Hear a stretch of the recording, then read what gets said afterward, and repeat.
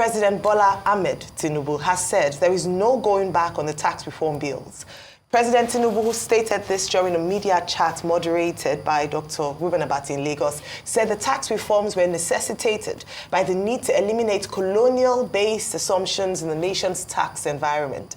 The tax reforms bill has sparked controversy across the country, forcing the House of Representatives to suspend the debate on the bills earlier fixed for December 3, following mounting pressure from the 19 northern states' governors. Questioned about the economic hardship following the subsidy removal, the president said he had no regret as it had become necessary. What's contingency? Where is it? We were spending our future. We are spending our generations' fortunes. We were not investing. But are we are just deceiving ourselves. That reform is necessary. I could see the smugglers fighting back. That one doesn't affect me. It affects smuggling. Why should you have expenditures that you don't have revenue for?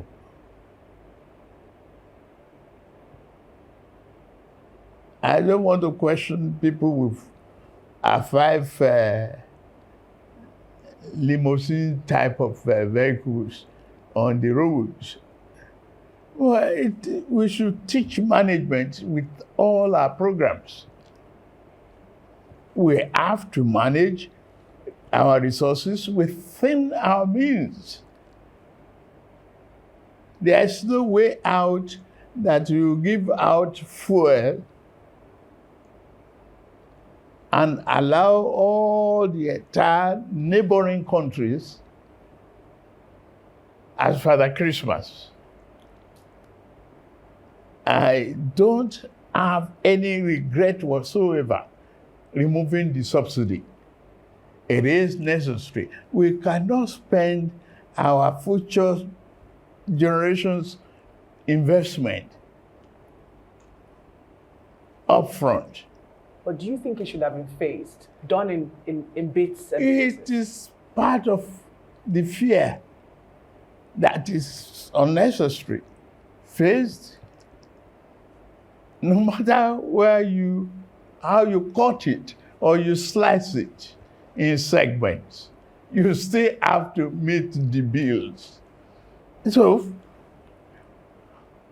cut your coat. Strictly to your size. It's what we must manage. Management is the issue. And we have no choice but to pull the handbrake. Otherwise, we are headed for slippery slopes that could result in financial disaster for not just for us, but our children and grandchildren. Where is the inheritance? Where is the pathway for prosperity?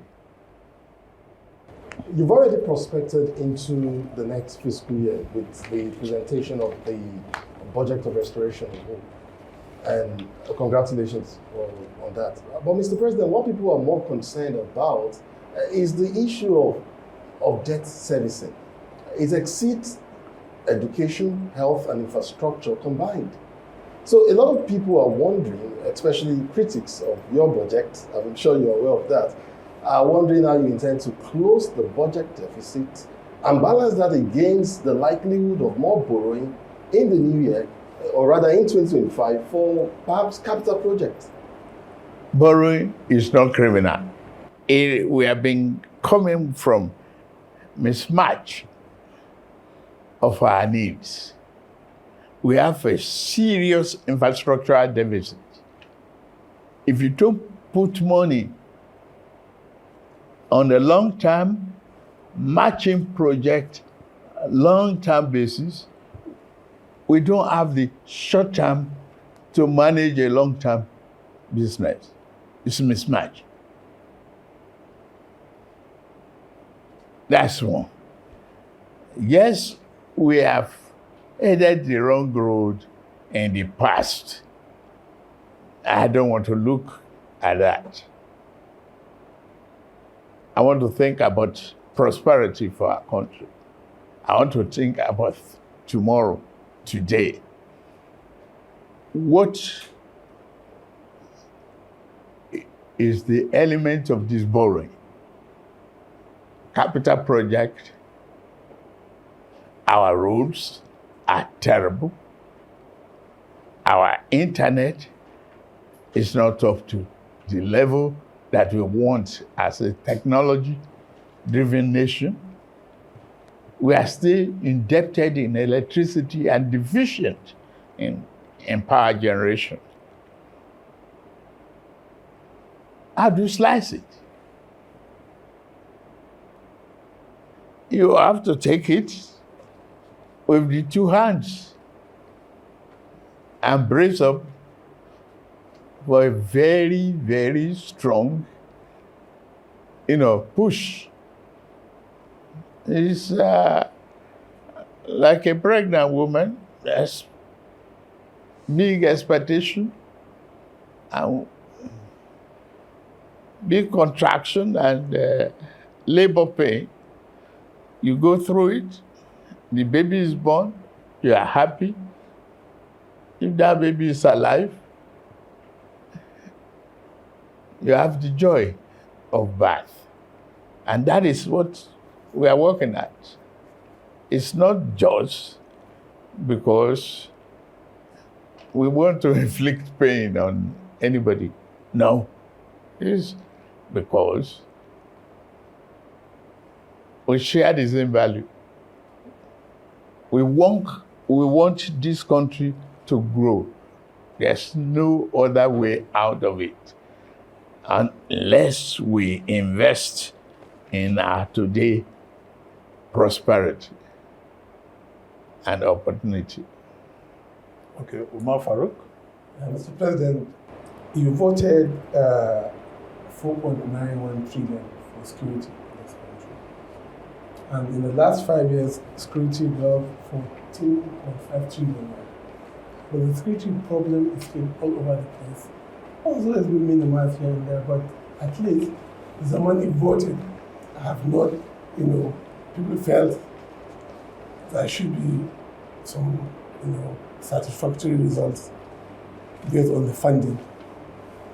When President Buhari took over from President Jonathan, he investigated the service chiefs, and there are a lot of recoveries, abuses, corruption was all over the place. Are you considering to investigate the security chiefs of Muhammadu Buhari and plan and to ensure that the money given for security are judicially utilized? For today, I have confidence in my security architecture of the country. It is very, very unfortunate that, 2 decades of wanton killing.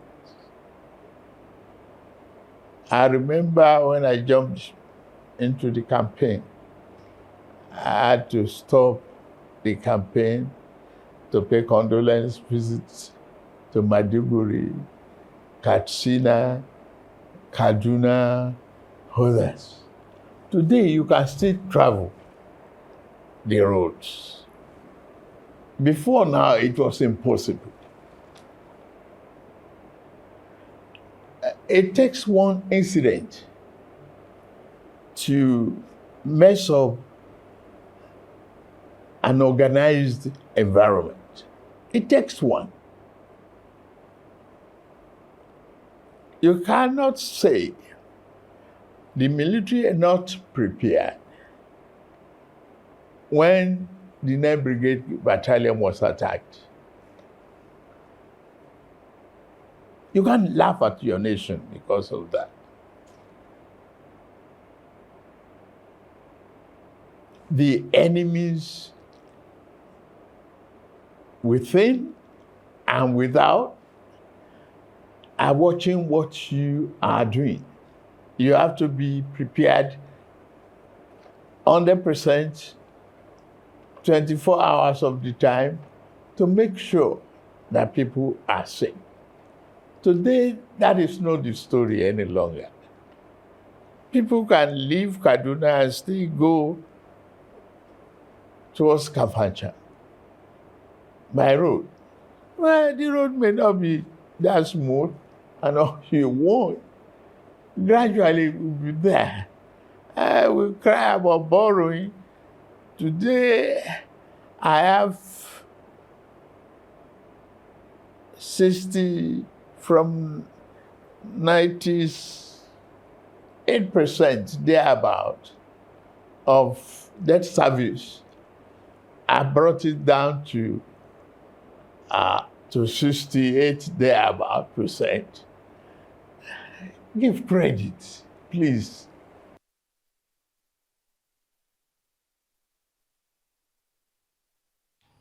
All right, the first presidential media chat with President Bola Ahmed Tinubu, expertly, I must say, moderated by our very own Dr. Ruben Abati. I know it's not anything new to you, Dr. Abati, but we must always give you your flowers. It's always excellent to see you, taking on that role and doing it in a way that we should learn. All right, Rufai, a few things, a few touch points there in the fact that this day newspaper has on the front page of it 8 key takeaways, but of course, there are more than 8 key takeaways. Mixed reactions have followed, but I think one of the things we must say is that good one that the president has finally acceded to speak in, to have a media chat, have a conversation around the state of the nation, the state of the economy. What's your take on this? So, tell Dr. Abati, when you see him, that the president calling him Ruby Ruby on media chat has implications, and tell him that he knows how to do the needful. I shall pass the message I'm not sure he's here, but just let him know. I shall pass it on. And Merry Christmas to him. Even advance. Ayo, yes, it's a welcome development, but that's a problem in itself. That it took the president 18 months to be able to talk to Nigerians when he had 2 policies that destroyed the prospect of Nigerians. And after that media chat, I'm more scared for Nigeria. President Tinubu fell my hand 100%. Not a total grasp of the issues. He was asked about the subsidy removal. You know what he said? He said there was no way to do it. He forgot that the NNPC paid subsidy up to the start of this year. He forgot that his advisors told him, don't remove subsidy on the very inauguration day. He said it afterwards, but he forgot that. He forgot that they didn't plan for the attendant inflation that was going to come after subsidy removal and the devaluation of the currency. In fact, the question on the devaluation of the currency, he didn't even answer it. He broached over many questions. When he was asked how is he going to bring down inflation, he said agriculture, we are going to improve production. He forgot that a couple of months ago, he told us he's going to cultivate 10 million hectares. What has happened? The other day, as at August, when the harvest period was coming in, that we had some reprieve in agriculture, they said, oh, things were already getting better. Today, food prices at an all-time high again. So he forgot all the things. And he's saying that we're going to give soft agricultural loans and everything. How are you going to do that? We're saying policy statements. As a policy direction must come for the president. The president is the engine room that permeates what he wants to his followers. That's the ministers. We didn't see a lot of that. They're saying agricultural loans. How are you going to give them? What are you going to do? The import waiver program that you said you were going to select on few companies, it wasn't a success. Nobody could implement that. Till today, we didn't even get to the end of that matter. Then the total economy, you say borrow is not a bad thing. Yes, it's not a bad thing, but have we seen what you've borrowed the money with? Have you seen the borrowed money? Have you seen what you've been able to do with? It's for infrastructure. Where's the infrastructure? Only coastal road. Mr. Mai said 15 trillion will do all the pre-existing roads. Has the pre-existing roads been done? Didn't we have to haggle over the coastal road? Was that priority? So where's the infrastructure now? Is it the same budget, the last budget cycle that was padded? So where's the infrastructure? Then let's go one step further. I thought this was going to be a time for him to be able to sell the tax reform bills. But he didn't sell. He said, okay, I'm going to look at it, make concessions and everything. I thought this was the time he was going to sell the benefits of the tax reform bill. He was low on that. When he was asked questions about the military, yes, it was a good one to say, okay, I have confidence in the military, but also, you must be able to say that we're going to have a level playing field also of integrity and accountability. The military has been getting a lot in budgetary allocations. In this budget cycle, you're going to get about 4.9 trillion. Don't we expect things to have improved? He said they will not probe the military, so people that died in Okwama will die in vain, Abi.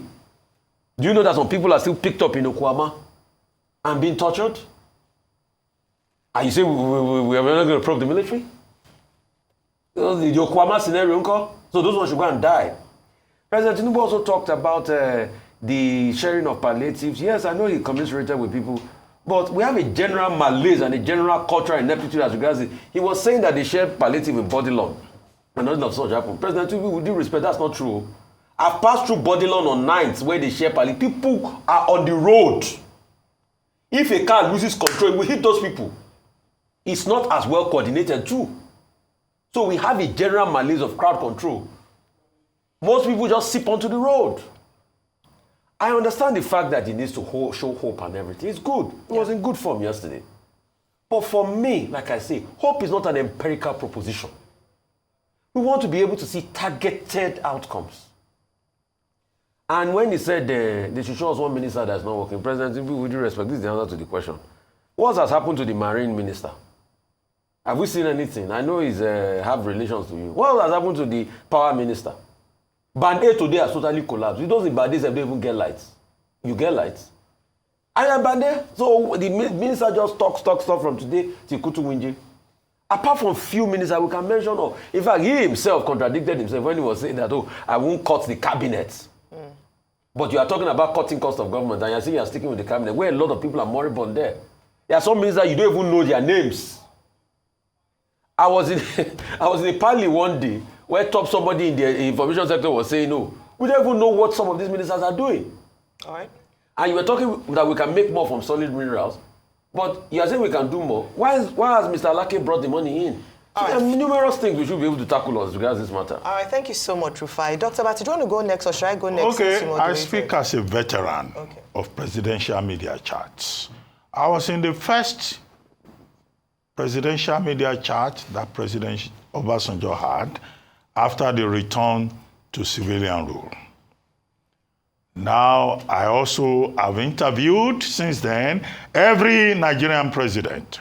I managed President Goodluck Jonathan, and I organize presidential media chats on a regular basis. So I speak as somebody who can claim to have very solid experience in the business. And I want to say, to start with, that I think it was a good development that President Bola Ahmed Tinubu, decided to have that presidential media chat yesterday. And I was privileged, again, to be the moderator of that chat, which is something at a personal level I consider historic. Now, let me tell you about the atmosphere of it. Nobody asked us to submit questions. President Tinubu did not say, what are you going to discuss? In fact, we did not see him until he walked onto the set. After we have been kept waiting, well, don't let me complain. The president can keep you waiting. You cannot complain. Until he walked onto the set, that was when we asked him questions.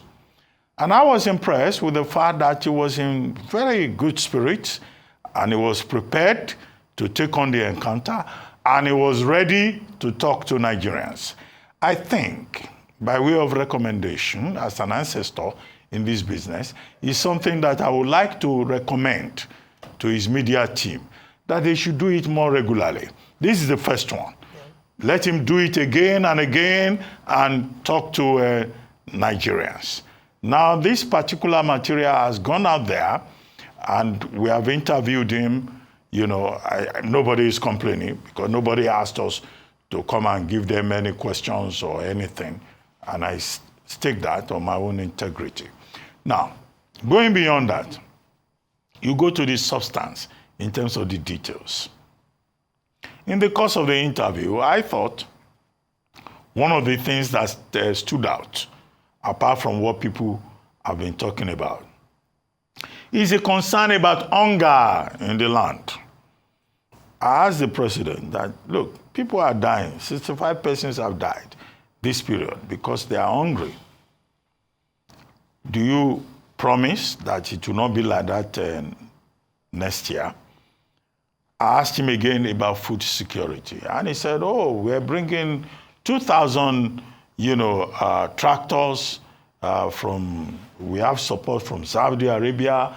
I went to Brazil and all of that, and that hunger will no longer be a problem. The footnote I would like to add to that is to say that the president, having said that, the states also have to take a cue from that. Because making sure that Nigerians don't go about saying, Ebim power, we are hungry, and we are dying either in Anambra or at the Federal Capital Territory, the president also needs to have the support of the states. I know Governor Baku of Niger State is committed to agriculture. In Niger State, agriculture, in fact, is the main thing. Governor Bago of Niger State calls himself the farmer governor. Farmer Bago is called. So he prioritizes agriculture. So that commitment that the president was expressing yesterday about feeding the people, I think the governors should also pick it up. Apart from Governor Bago or Farmer Bago, you call him, the governor of Bono, Governor Zulum, is also talking about agriculture. So what we need at that level is about synergy. We do not expect that by this time next year, people will be dying because they are hustling for rice. We don't want a rice economy in this country where people are rushing to collect bags of rice. In fact, at Christmas, to tell you the truth, people used to give 50 kg bags of rice. The only one I have received this year is 20 kg.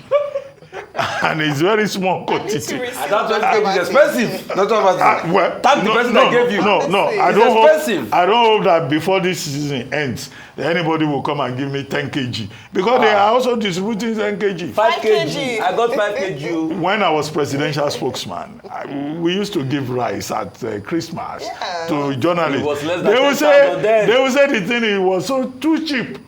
The same journalists now, they will be glad to receive 5 kg. You are celebrating 5 kg. You are very lucky. Yes. So this is the point we're making. The food insecurity challenge needs to be addressed. As for the other details, the president said, look, tax. Nobody will ever be happy with tax, either during the colonial times or present times. But it was very clear about saying, look, what we're looking at is the future generation.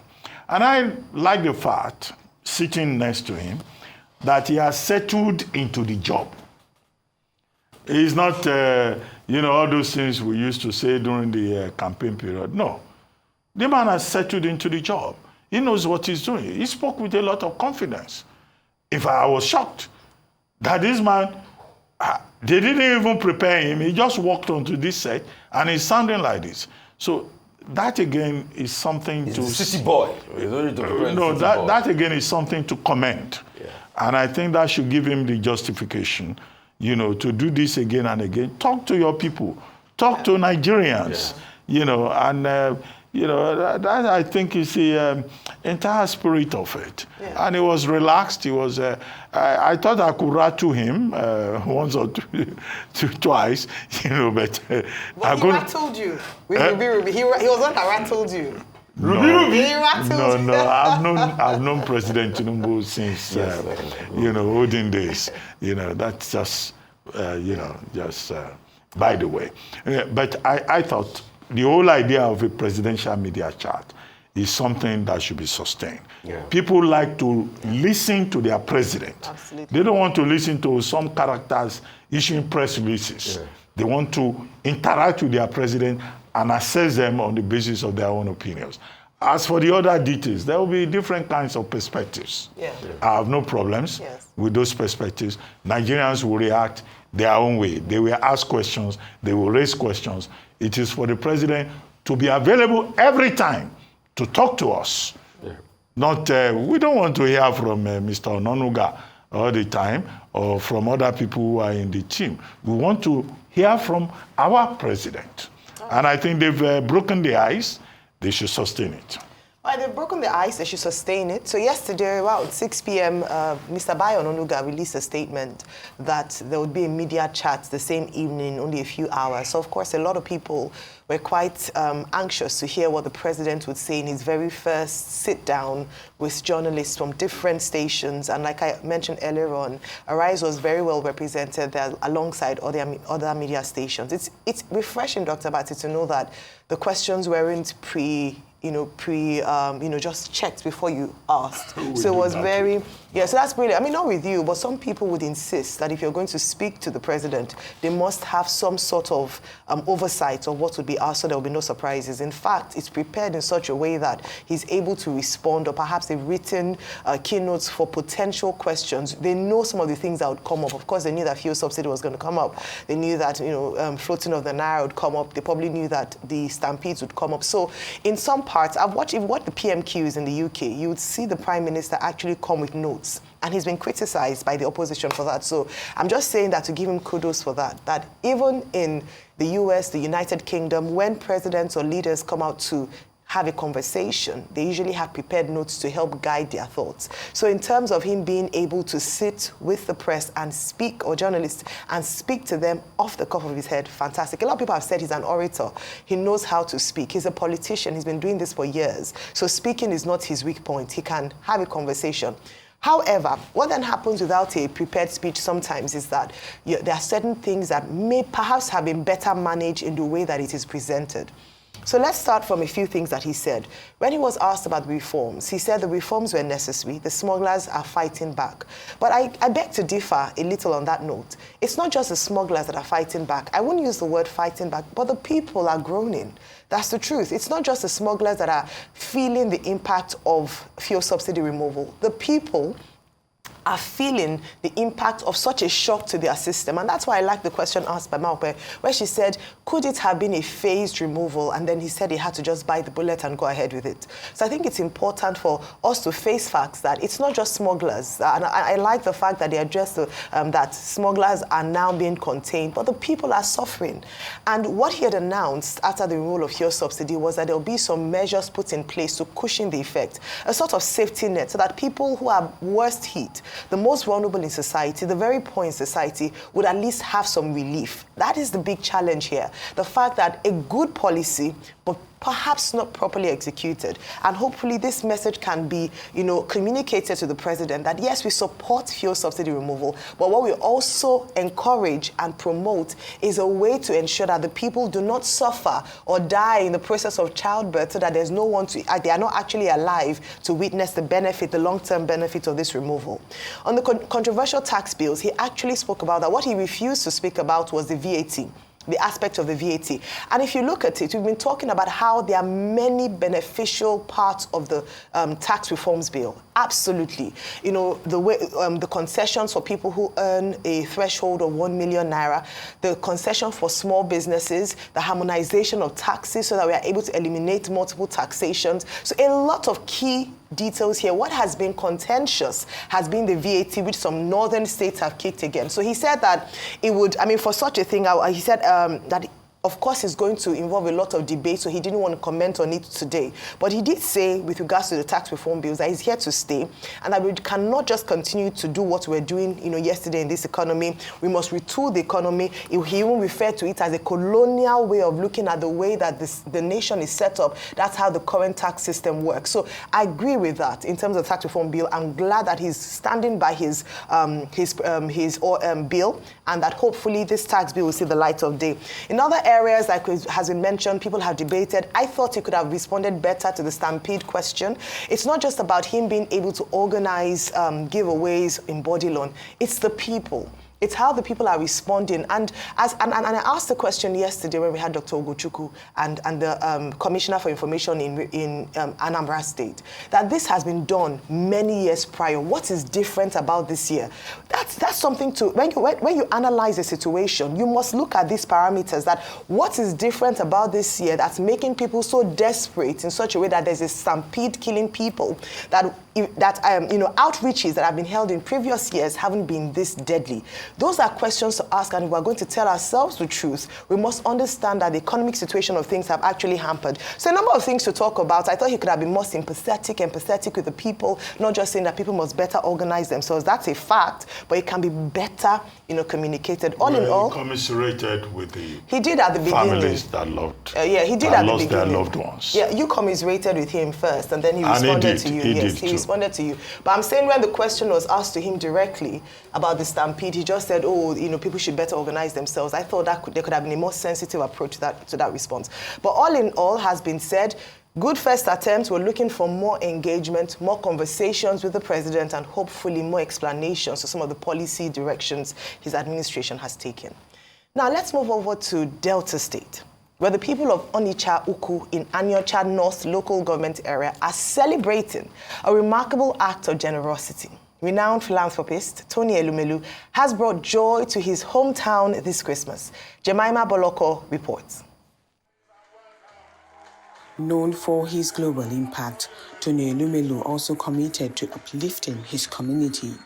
This holiday season, he demonstrated this by distributing bags of rice to families in Onitsha Ukwu, Anyocha North local government area of Delta State, ensuring no household is left out of the celebration.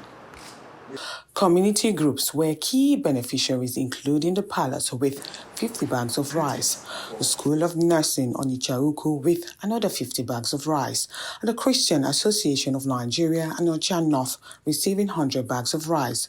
Quarters in the community were allocated 560 bags of rice, while Tony Elumelu's family home received 90 bags of rice, among others.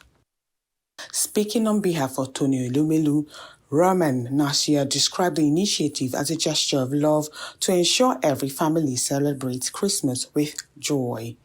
The town's traditional ruler also received bags of rice at his palace, expressing profound gratitude to the Elumelu family. We have just left the Elumelu's house, where we distributed bags of rice, totaling 1,800 bags of rice to the community, including the youth, the vigilantes, the community heads, the palace, and everybody, so that, according to him, it will be his token to the community for Christmas. And we can't say when we come palace, personally come and give you the gift. And this is the gift that we brought. And we also bring greetings for Mr. Tony Elumelu. He said we should greet you well, and that by the grace of God, your reign will be long. Beneficiaries offered prayers of goodwill, while additional rice distributors are anticipated for the community and beyond. I want to say a very big thank you to Tony. In fact, there's an adage in my place which says that only abundance of animals that human beings share. Tony Elumelu's name has been written in the living. Anywhere I go to meeting, they say, "You are from Tony Elumelu's time, you don't have problem," and we don't have problem. We pray that the creator of the universe and universes will make Tony Elumelu not only to sustain the level he has reached, but to catapult him into higher heights. The entire management, the school, the students, we want to say a big thank you to Tony Elumelu, the entire Elumelu family. We really appreciate this great gesture of remembering the students and staff of the school. We are indeed very grateful. We pray the good Lord will continue to bless him, uplift him, and by next year, I think we are going to have something better because God will surely replenish him. He's been a wonderful person. His first visit to the school was still remarkable till tomorrow. The students every time will always pray and ask God to bless him. We are indeed very grateful. We appreciate him. Thank you very much. We are grateful. I am very grateful for it. I thank Tony Elumelu for doing this because God will bless him abundantly. I'm not expecting this, but he did it. God will bless him. I bless her mother also because all our prayers. We, the entire Christian Association of Onitshuku, are thanking our brother Tony Elumelu for his kind gesture. We are showing gratitude for the gift he have distributed to us, and we ask that the Almighty God will bless you and prosper you and promote you. We continue to go higher and higher in Jesus' name. And we ask that this Christmas and New Year will bring to you and your family joy, love, and peace and harmony. And we also... It is something that we are very happy about. Yes, he has been doing, but this year's own seems higher and better than what he's been doing. And we are so much grateful about that. This initiative underscores Tony Elumelu's value of generosity and community empowerment, reminding everyone of the importance of giving back, not just during Christmas, but year-round. Jemima Boloko, Arise News, Delta. Well, thank you very much, Mr. Tony Elumelu.